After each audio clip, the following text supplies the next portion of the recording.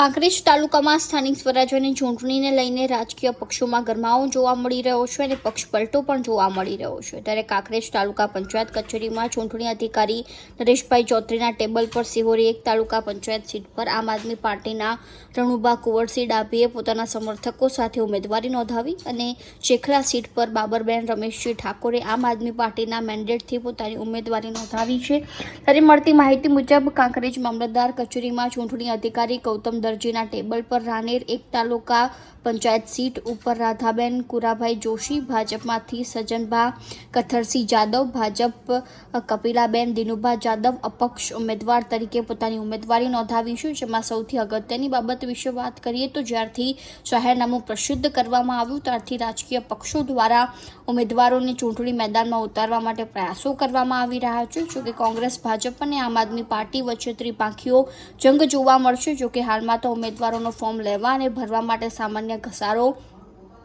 જોવા મળ્યો હતો। ત્યારે સ્થાનિક સ્વરાજ્યની ચૂંટણીમાં મુખ્ય મુદ્દાઓ ખેતી, પશુપાલન, રોડ રસ્તા અને આરોગ્ય સહિત શિક્ષણ ઉપર ભાર મૂકવામાં આવ્યો છે। ત્યારે કાંકરેજ તાલુકાના મુખ્ય મથક સિહોરી તાલુકા પંચાયત સીટ 1માં આમ આદમી પાર્ટીના રણુબા કુંવરસિંહ ડાભીએ કોંગ્રેસથી નારાજ થઈ કોંગ્રેસનો છેડો ફાડીને આમ આદમી પાર્ટીમાં જોડાયા અને સિહોરીમાં ભારે ચર્ચાઓ જગાવી છે। ત્યારે હવે સિહોરી તાલુકા પંચાયત 1 સીટ ઉપર ત્રિપાંખીયો જંગ જોવા મળશે એ નક્કી છે। ત્યારે બનાસકાંઠાના ઓગળ અને કાંકરેજ તાલુકામાં એક પછી એક કાર્યકર્તા અને આગેવાનો દ્વારા પક્ષ પલટો કરતા સ્થાનિક કક્ષાએ ભારે રાજકીય ગરમાવો જોવા મળ્યો છે। અહેવાલ પુનાભાઈ પ્રજાપતિ, લોકબનાસ ન્યૂઝ।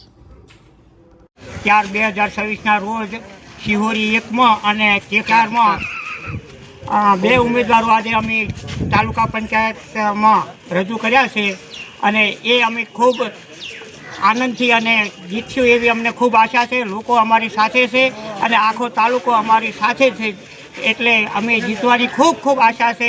અમારા 2 ઉમેદવારો પણ તન મન ધનથી મહેનત કરશે એવી હું સૌ લોકોને ખાતરી આપું છું। એ જ ભારત માતા કી જય।